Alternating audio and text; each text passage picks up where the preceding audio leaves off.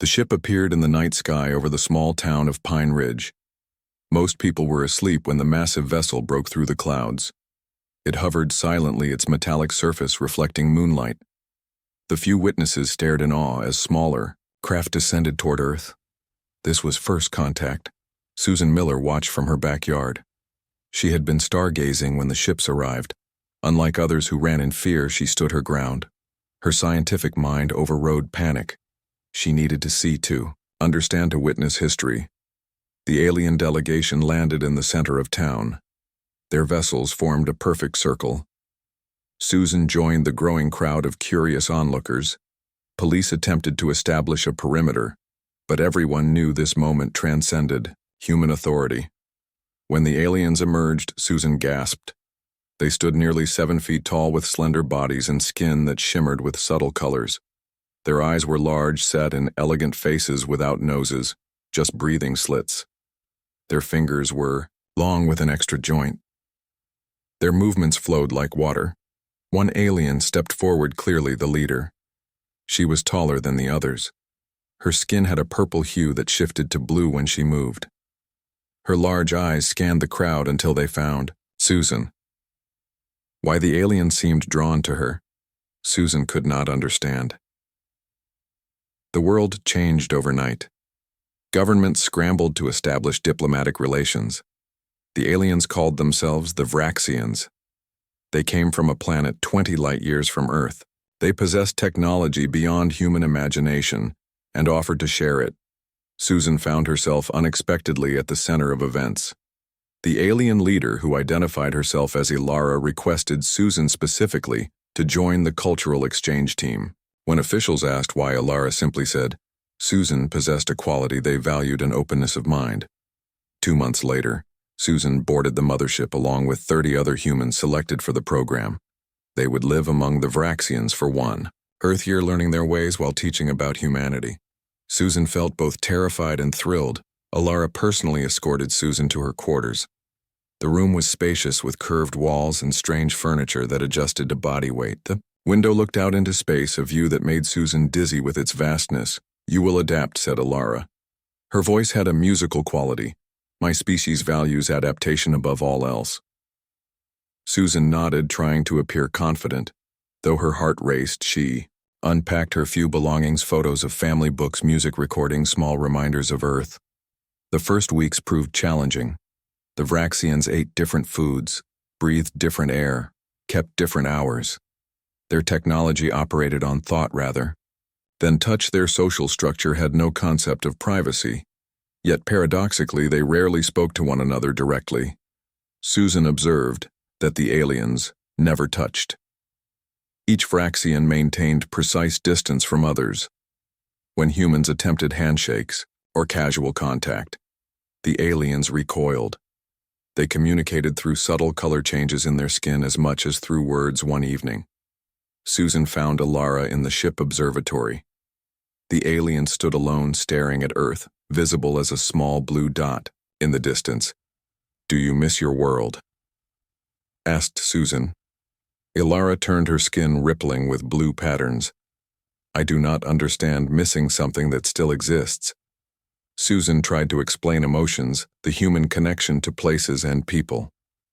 Ilara listened, her head tilted in curiosity. "Your species fascinates us," said Ilara. "You feel so intensely. You touch constantly. You form attachments that defy logic. You risk yourselves for others without genetic connection. We cannot comprehend this yet. We are drawn to study it." Susan realized then why she had been chosen. The Vraxians wanted to understand human connection, the emotional bonds that defined humanity. Susan represented an opportunity to study these qualities, but Ilara seemed different from other Vraxians. She asked more questions, showed more interest. She sought Susan out regularly for what humans would call conversation. Though she maintained physical distance, her curiosity closed the gap between them. Susan learned that Vraxian society was strictly ordered. Each individual born into a specific role. Ilara belonged to the explorer caste, tasked with finding new civilizations. Her ship had discovered Earth by accident while mapping nearby star systems. The humans adapted to life aboard the ship faster than expected. They formed a tight community, sharing meals, stories, laughter. The Vraxians watched with fascination, particularly when humans touched casually the pats on shoulders, hugs, handshakes.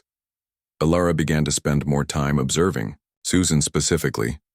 She would appear during meals or recreation periods asking questions about human customs. Susan found herself enjoying these interactions. The alien leader possessed a quality rare among her kind, a willingness to challenge her own perspectives. 3 months into the exchange program, disaster struck. A critical system failed in the ship propulsion core. The vessel began drifting toward a nearby star. The Vraxians worked frantically to repair the damage, but progress was slow. Their methodical nature hindered crisis response. Susan and the other humans offered help, but were politely refused. The aliens insisted they could manage the emergency, but as conditions worsened, temperatures rising throughout the ship, Susan knew they needed human adaptability, the ability to improvise. Susan approached Alara with an idea. Susan found Alara in the control center. The alien leader stood surrounded by her crew, all working silently at their stations. Their skin flickered with stressed patterns, but their movements remained deliberate, precise, even as alarms sounded throughout. "The ship we can help," said Susan. "We have engineers who understand your systems now." "Let us try," Alara hesitated. The Vraxian culture did not easily accept outside assistance, especially during crisis. But the situation grew more dire by the minute. Ship temperature had risen 5 degrees. The protective shields weakened. Their methodical approach was failing. "Very well said, Alara." Her skin darkened, a sign Susan recognized as concern. "What do you propose?" Susan explained her plan.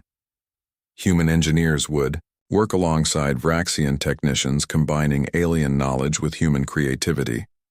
Alara agreed, though other Vraxians showed resistance through color pulses across their skin. The repair teams formed. Susan worked with a Vraxian engineer named Tala. They descended into the heart of the ship where the propulsion core glowed. An angry red radiation levels were dangerous but survivable with proper protection. The heat was almost unbearable. The problem became clear. The cooling system had multiple failures. The Vraxians attempted to repair each component in sequence following protocol, but Susan saw another solution. "We can bypass the damaged sections," she explained to Tala. "Create a temporary cooling loop. It won't be perfect, but it will stabilize the core long enough for proper repairs." Tala looked doubtful. Such improvisation violated their engineering principles, but with the core temperature still rising, they had little choice. The Vraxian reluctantly agreed. For hours they worked side by side. Human hands moved quickly, sometimes making mistakes but adapting, correcting. The Vraxians provided technical knowledge, precision when needed. The two species complemented each other. Despite the emergency, Susan felt something powerful in this collaboration. When the final connection was made, the core temperature immediately began to drop. The emergency stabilized. The ship would survive. Susan collapsed against a wall, exhausted. Tala stood nearby, observing her with new interest.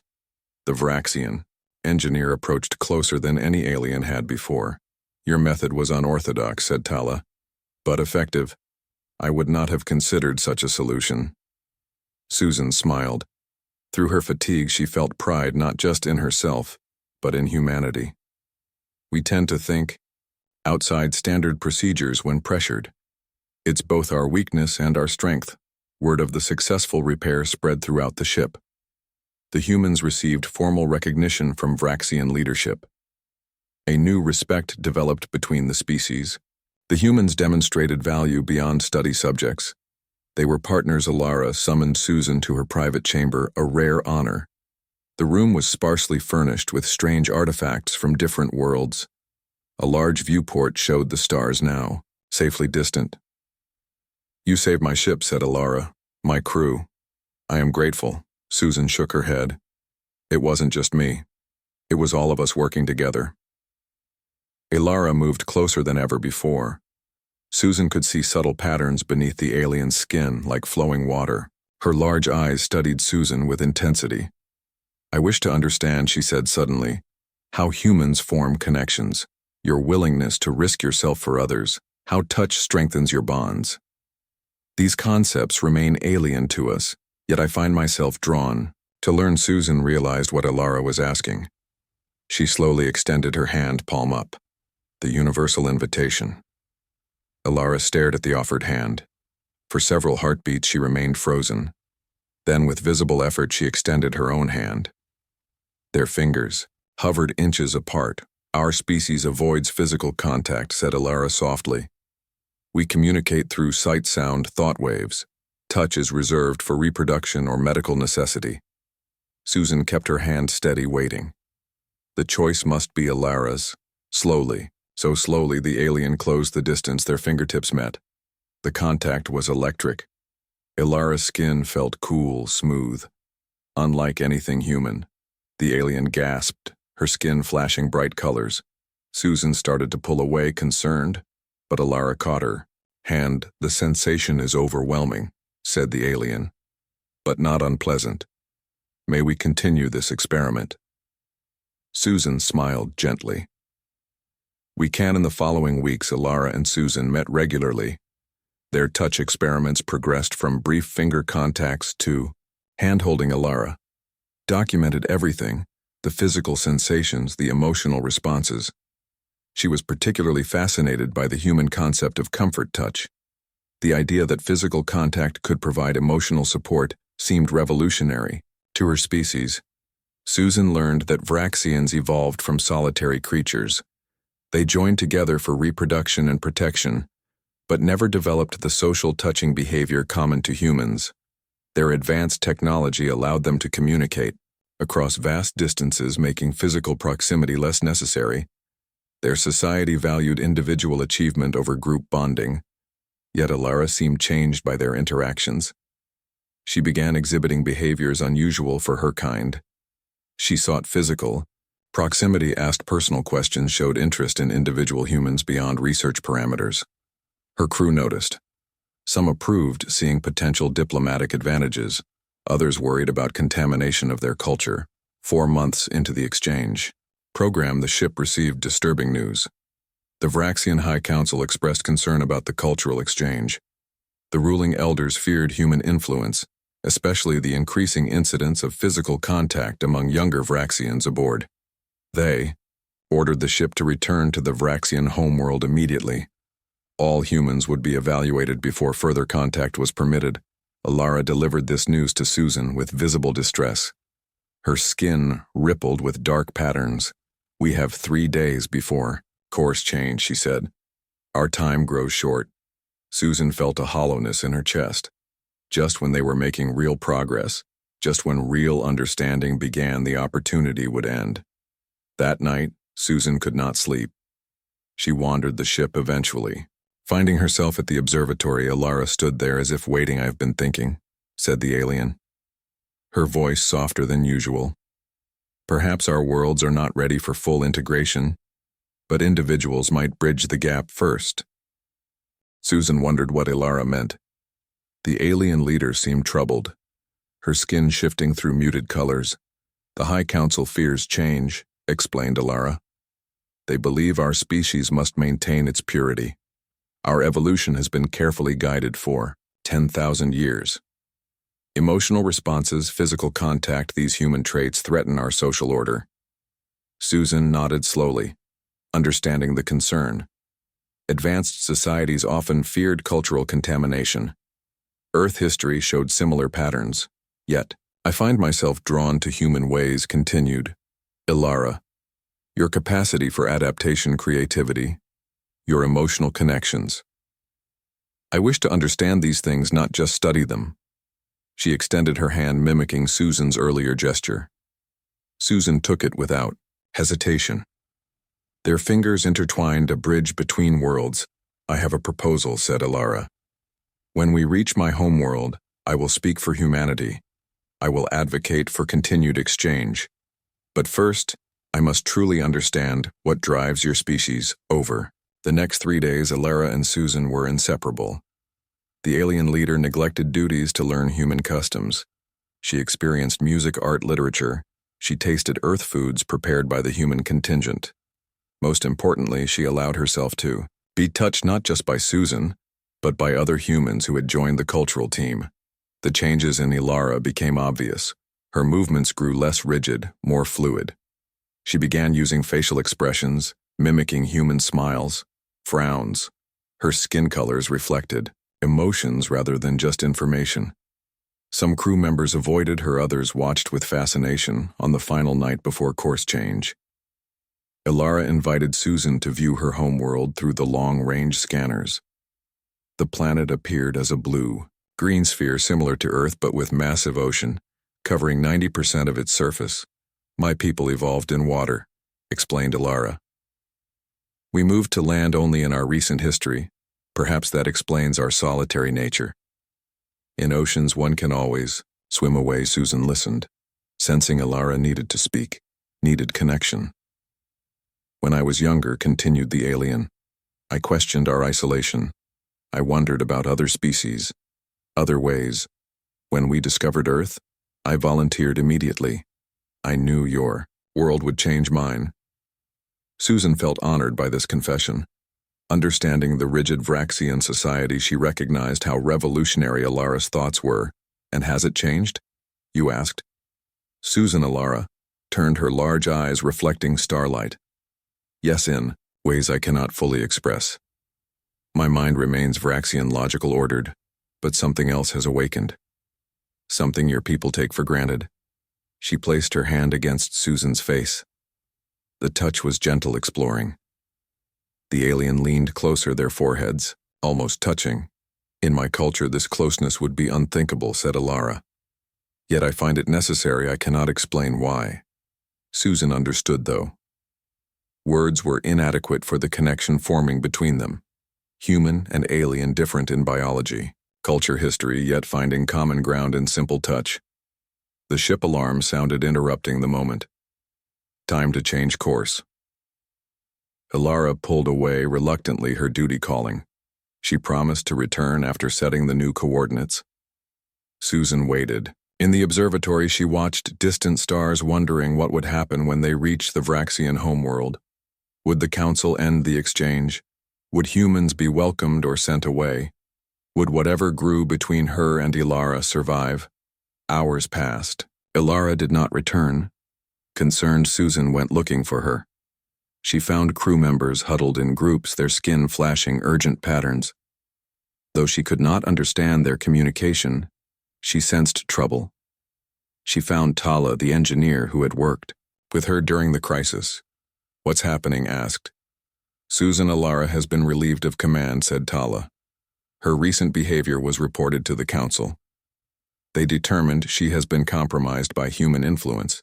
The new commander has ordered all humans confined to quarters until we reach homeworld. Susan felt cold fear. What will happen to Ilara evaluation? Said Tala, her tone flat. Possible genetic resequencing to remove contamination. Susan realized the gravity of the situation. Ilara faced punishment, perhaps worse, for embracing human connection. She could not allow this to happen. Where is she now? Asked. Susan, meditation chamber, said Tala. Under guard. Susan thanked the engineer and hurried away. She needed help.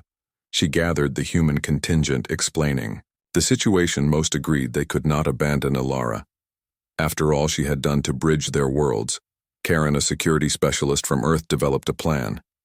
They would create a distraction in the human quarters, forcing the guards to respond. While attention focused there, Susan would reach Ilara. The plan worked better than expected. The new commander, unfamiliar with humans, had assigned minimal security. The distraction, a simulated oxygen failure in human quarters, drew most guards away. Susan slipped through empty corridors, reaching the meditation chamber.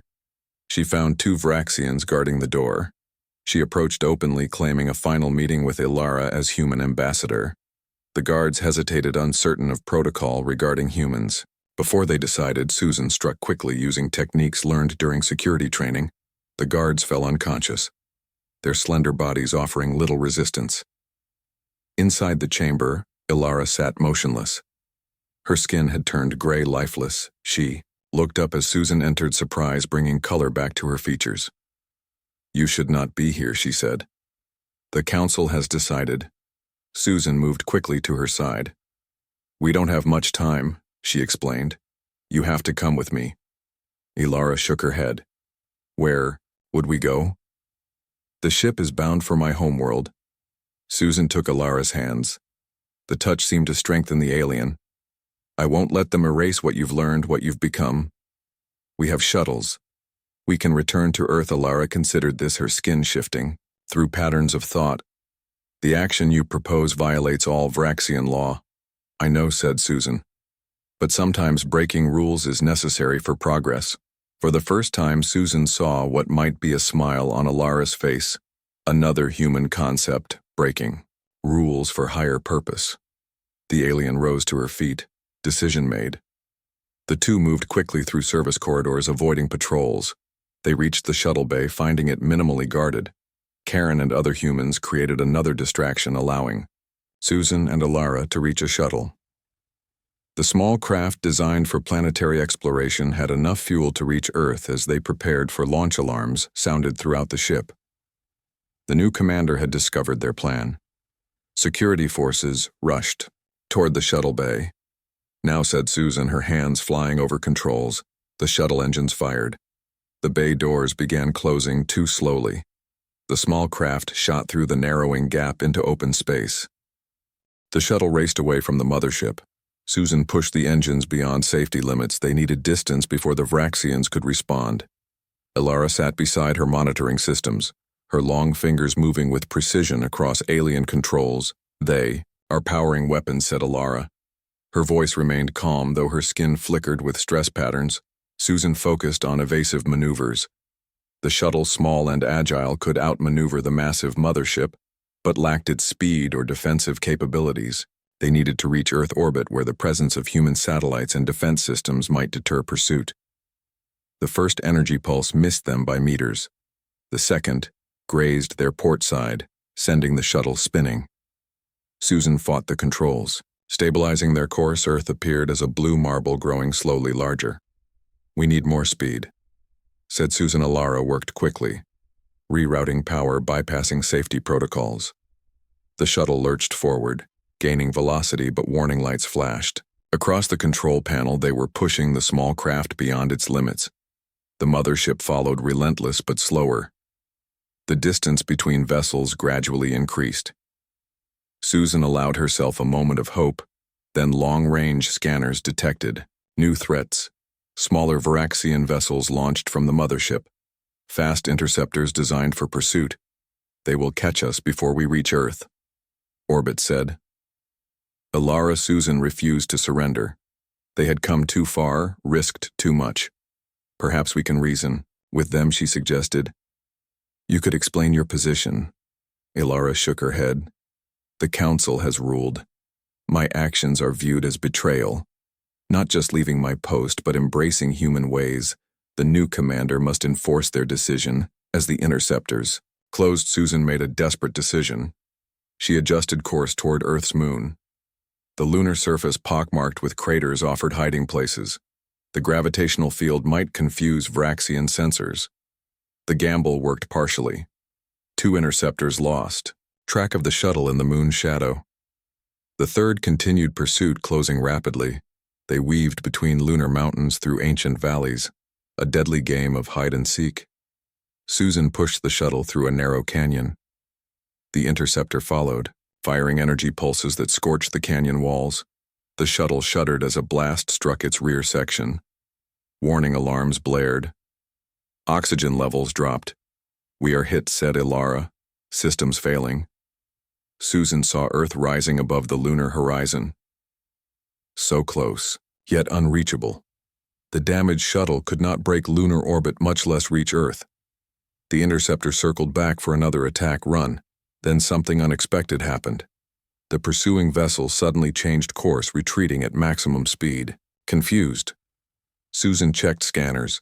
"Multiple objects approaching," said Ilara. From Earth, human vessels appeared, military spacecraft responding to the unusual activity near the moon. Susan had forgotten Earth now possessed rudimentary space defense capability. developed after first contact.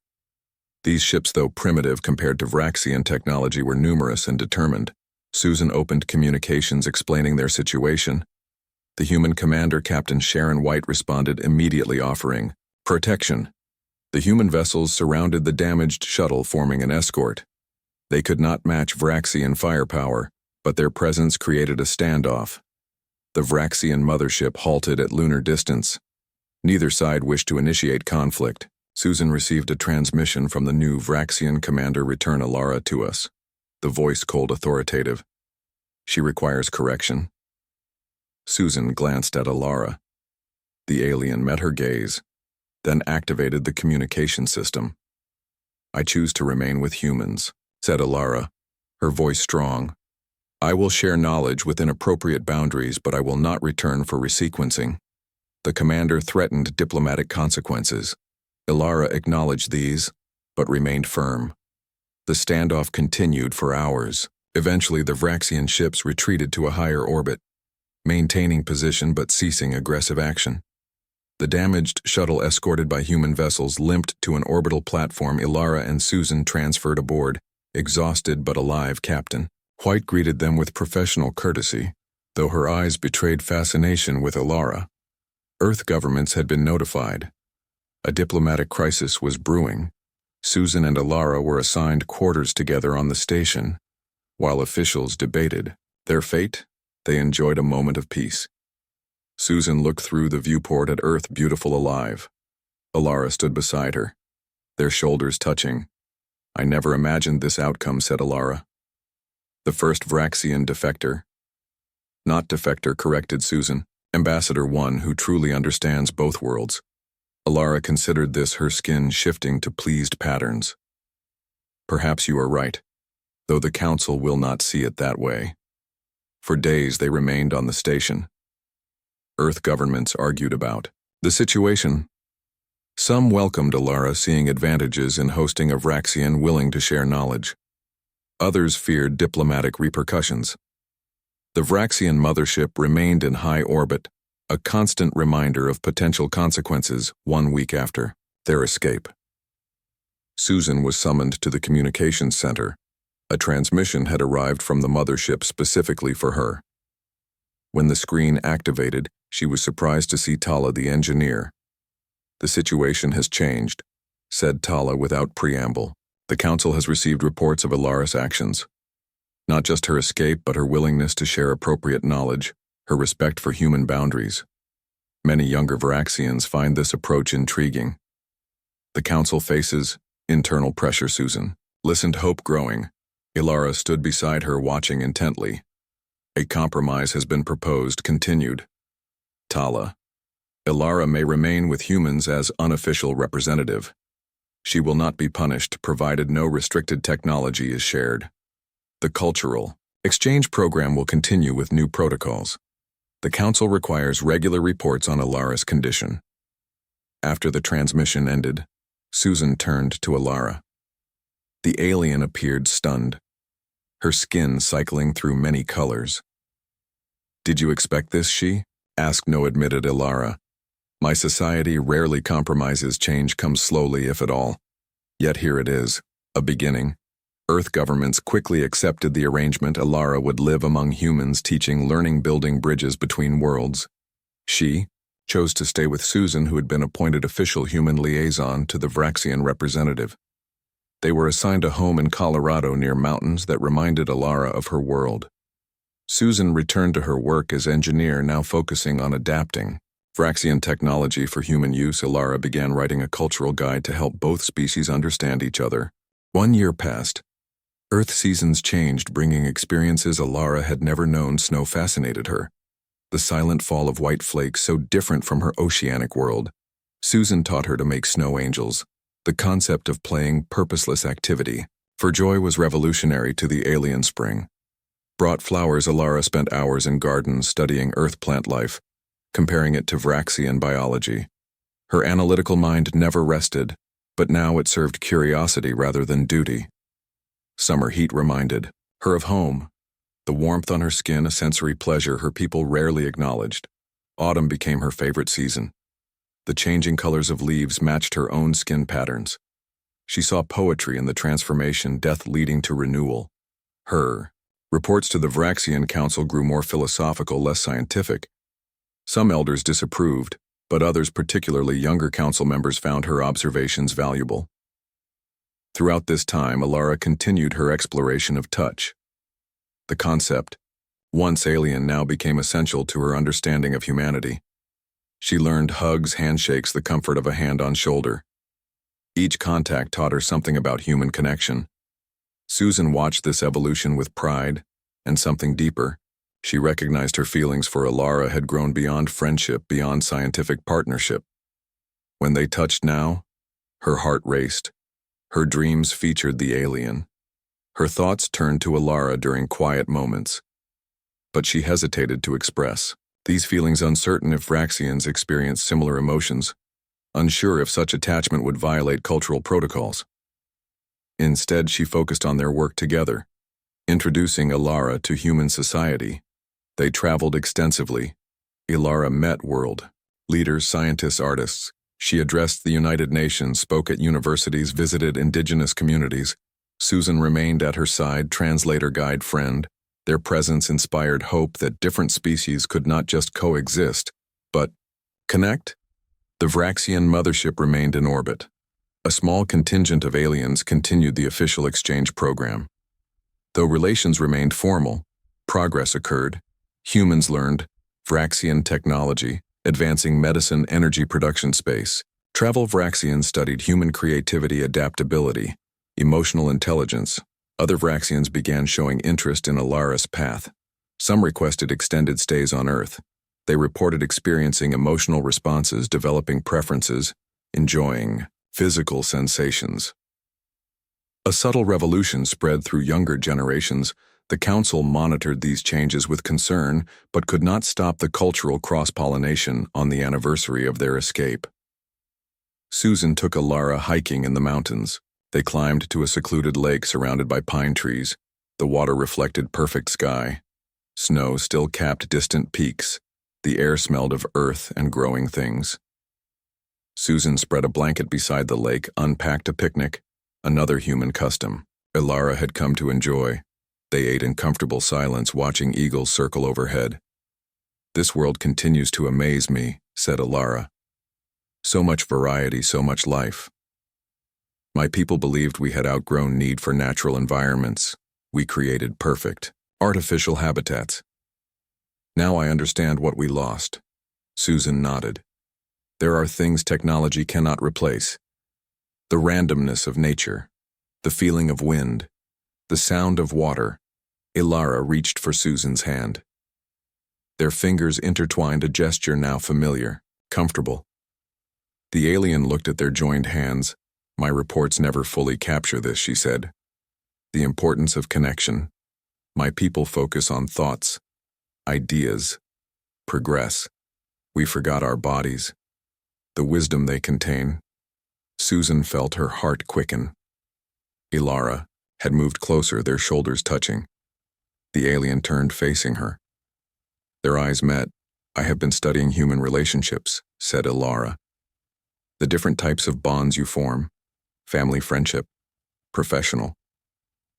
The concept you call love." Susan swallowed, unable to speak. "In my research, I observed physical signs that indicate attraction continued." Alara. "Increased heart rate, pupil dilation, skin flush, proximity seeking. I have noticed these signs when we are together. I experience them myself." Susan found her voice. "Are you saying what I think you're saying?" Alara smiled, an expression she had practiced, perfected. "I believe I am experiencing what humans call love. For you, Susan Miller, the one who showed me touch." Susan felt tears form. It seemed impossible. A human and alien, different biology, different worlds, different everything. Yet the connection between them transcended these differences. What began as curiosity became understanding, became something profound. "I love you too," she whispered. The words, simple, honest. Alara leaned forward, hesitant. Their foreheads touched, then noses, then lips. The kiss, gentle exploratory, crossed the final boundary between their species. That night they sat beneath stars. Alara pointed out her home system, a faint point of light. Susan leaned against her, comfortable in her embrace. "Do you regret leaving your world?" asked. Susan Alara considered before answering. "No. I found something worth the sacrifice, understanding that connection matters, that touch heals, that differences strengthen rather than divide. My presence here opens possibilities for both our species." The next morning they received news. The Vraxian Council had made an historic announcement. After heated debate, they voted to establish a permanent embassy on Earth. Alara would serve as official ambassador. The cultural exchange would expand. Humans would be welcomed on the Vraxian homeworld. The universe had grown, smaller bridges forming between stars as Susan and Alara prepared for their new responsibilities. They discussed the future.